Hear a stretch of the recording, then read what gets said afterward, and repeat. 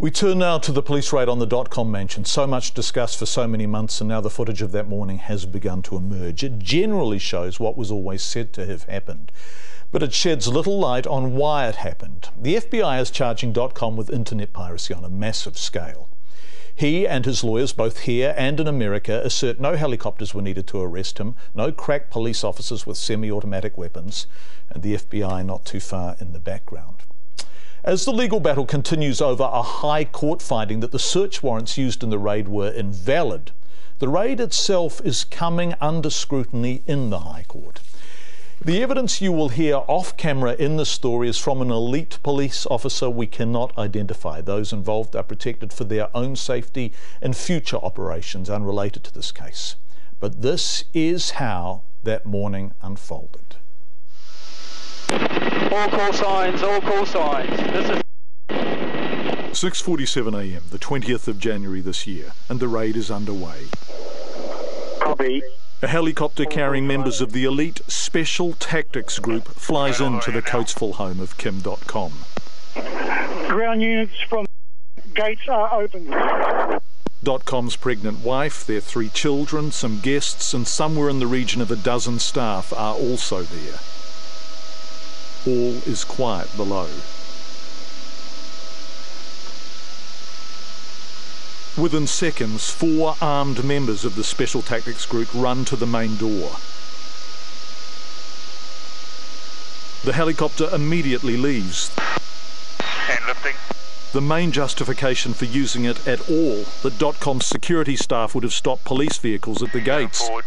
But as the chopper flies out, the first ground forces are already arriving in that van, just seconds behind. And inside? First of all, it wasn't unusual for me to hear helicopter noise because we were expecting guests to arrive, and it's usual that sometimes guests arrive early in the morning, especially if they come from the US and are being picked up by helicopter. So the noise from the helicopter wasn't really a surprise, but then I heard pinging of stones, of rocks to my bedroom window. My shields were down, so I couldn't see outside what was happening. And then shortly after, within a few seconds, I had a heavy banging on my door. Go ahead. Guard from main gate reports changeover was 6 o'clock. Only 2 guards working, 1 at the main gate, 1 roaming. The helicopter is circling above, not directly involved any longer. It was recording police comms, the sound of the raid as it unfolded. Yeah, made entry into the bedroom of the target. The door was closed, slammed, and it had a security lock on it. We breached it. Moved through. He's done a runner. We can't find him in either the studio or the bedroom. I was on my bed. Once the banging started, I pressed an alarm button that is situated right at my bed, that was installed in cases of emergency. When I press that, it automatically sends a signal to all security guards and Mr. Tempero's room, including SMSs to everybody, informing them that there is an alert. And I then stood up from the bed and made my way to the Red Room. He was in this room here, which we call the Red Room. And the reason will be obvious in a moment when I open the door. Wayne Tempero, Dotcom's head of security. This footage wasn't played to the court, it's from our interview in February.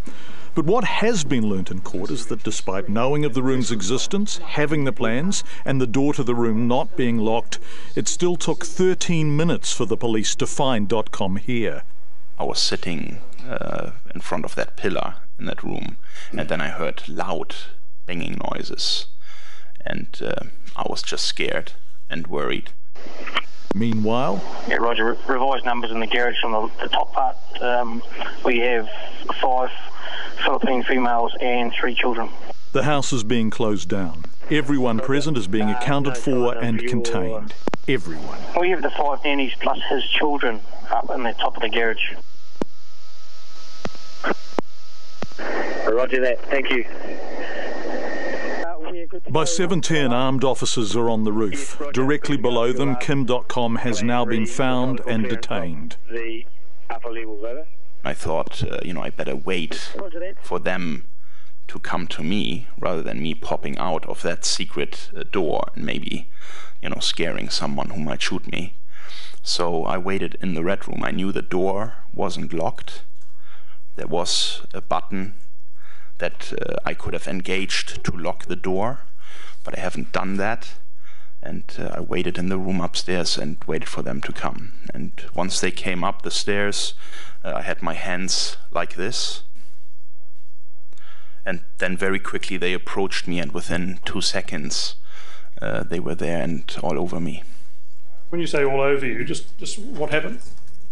Well, I had a punch into the face, I had boots kicking me down to the floor, I had a knee into the ribs, and then my hands were on the floor.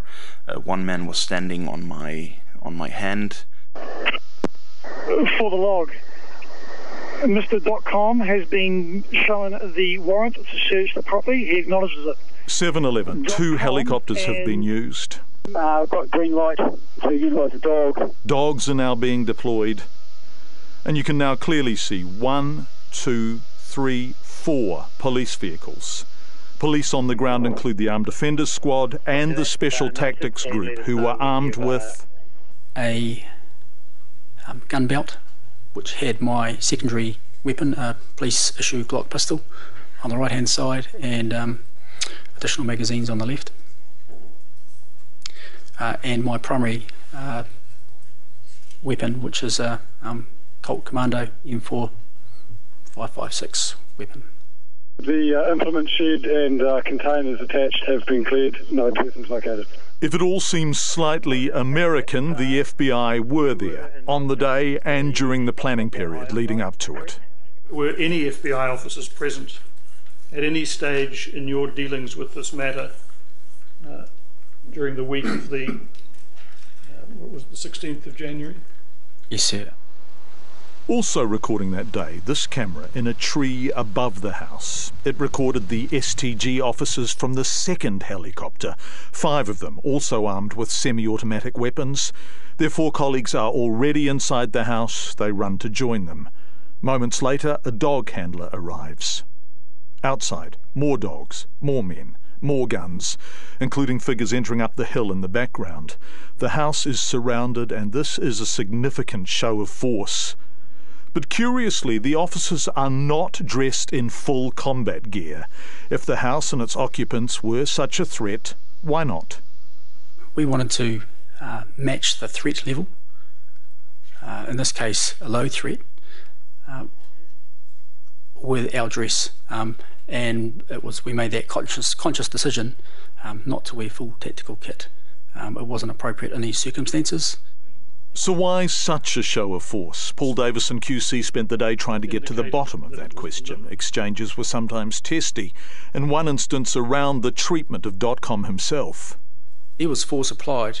Question is, did you see anything that you took? No need to look at counsel. Just look at me and answer the question. Did you see anything done to Mr. Dotcom that was, to your mind, of a nature that was deliberate? Yes, there was deliberate force applied. But the larger issue remained less clearly answered. The Special Tactics Group, the Armed Defenders Squad, search warrants now declared illegal. What was behind such a large and pointed operation that morning? The police say... Primary objective: secure suspect as soon as possible to prevent destruction of evidence. But Dotcom replies he couldn't have destroyed evidence even if he wanted to, because the FBI had seized their servers before the raid. All of that is so invalid and really angers me, because that the FBI was already in the data center disabling access to the data that they feared we would manipulate. So prior to you arriving and doing what you did, there was no chance for anybody to do anything with that evidence. Yes, Roger. Good to go with your last plan methodical clearance of the upper levels, over. So, data already seized, threat risk low, and admission from within police ranks that the operation was, quote, over the top. What was it about, and why?